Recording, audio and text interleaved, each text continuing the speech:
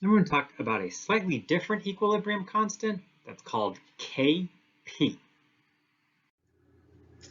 All right, for gases, we can define what's called Kp, which works very similar to Kc, just using partial pressures in atmosphere. So we do want to be mindful it does need to be in atmosphere. When we were defining Kc, we used the brackets, which always meant molarity. Here you can see we do just use pressure, but it is implied that it's supposed to be in atmospheres. But otherwise, it works in the same way. We have our products on top, we have our reactants on the bottom, and the coefficients from the balanced equation are exponents on the pressures in the equilibrium constant. And so it works in much the same way as Kc. It just has we're just using, the only difference is we're using pressures in atmospheres, not concentrations in molarity. Now I want to do an example where we look a little bit at the quantitative side of Kp, using the number itself. So the reaction 2N2O5 becomes 4NO2 plus O2. Once equilibrium is reached, the pressure of N2O5 is 2 atmospheres, the pressure of O2 is 0.296 atmospheres, and the pressure of NO2 is 1.70 atmospheres. What is the value of Kp?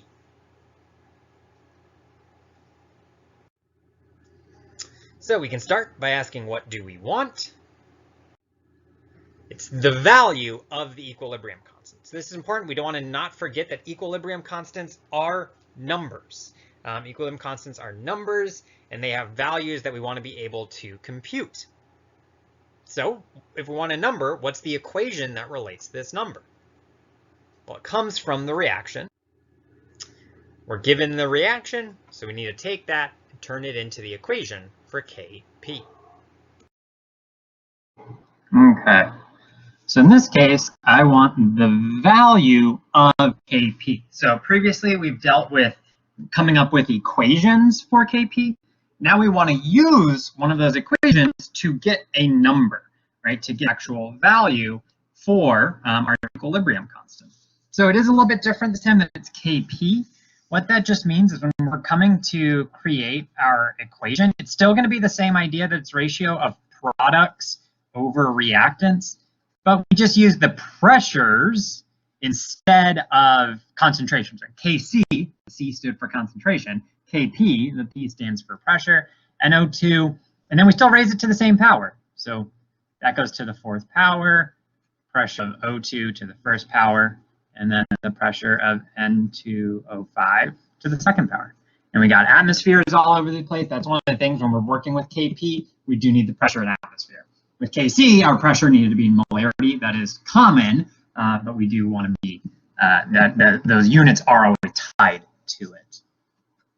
Okay, so Kp, we just go ahead and plug them in. NO2 is the 1.7 to the fourth. Pressure of O2, 0.296. And then finally 2.00 atmospheres squared. And so when you're working through this, you can multiply all that out, and the numbers would be 0.618. You will note there are a bunch of atmosphere units on there. Those just go away. They don't cancel how we've written this. There is an additional level of complexity to equilibrium constants that is where the units go that we're not going to be worrying about right now. So for now, we're just going to say when you plug in values like this to get the value of Kp, you've gotten the number. You've got that number. The units just kind of disappear. So we're going to say these pressures need to be in atmospheres. So if you're solving for pressures out of this, you just would need to know it's in atmospheres, and the K is going to be unitless. Equilibrium constants are always unitless. They're just a ratio describing that sort of kind of relative amounts of your products and your reactants, but there's not going to be any units on there.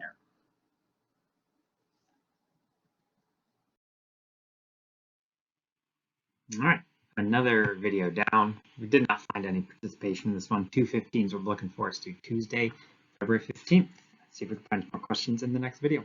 See you. See ya.